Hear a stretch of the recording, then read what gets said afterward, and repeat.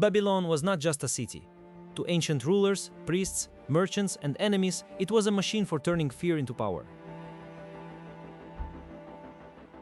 It rose beside the Euphrates, where river routes, trade roads, and imperial ambition met in one dangerous place.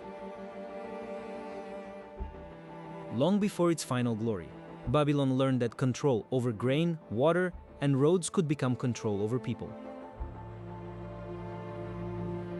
Its gates were not only entrances, they were statements built to make every visitor feel the weight of a kingdom before a word was spoken.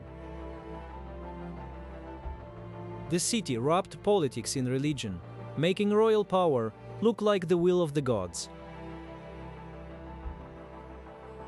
Under Nebuchadnezzar II, Babylon became the beating heart of an empire rich, armored, and impossible to ignore.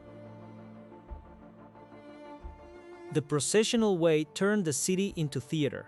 Lions, glazed bricks, priests, soldiers, and crowds moving beneath symbols of divine protection. Babylon was dangerous because it could organize everything: taxes, labor, temples, trade, armies, and memory.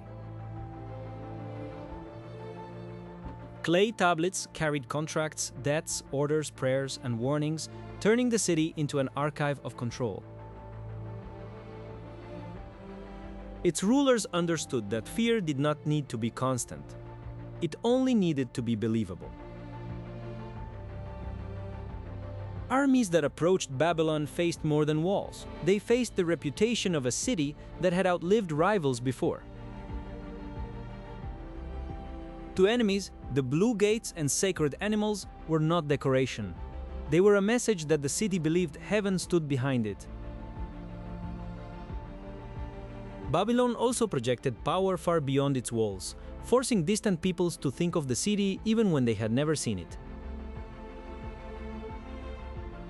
Inside the city, wealth and danger lived side by side. Markets, temples, officials, guards, scribes, and whispers of rebellion. The more Babylon grew, the more it became a target for every king who wanted to prove he could master the ancient world. Stories of feasts, omens, and writing on the wall turned Babylon into a symbol of a city too proud to feel the ground shaking beneath it. When Persian power finally took Babylon, the city did not disappear. It changed owners, and its legend grew darker. When Alexander entered Babylon, he saw not a ruin, but a prize big enough to anchor a new empire.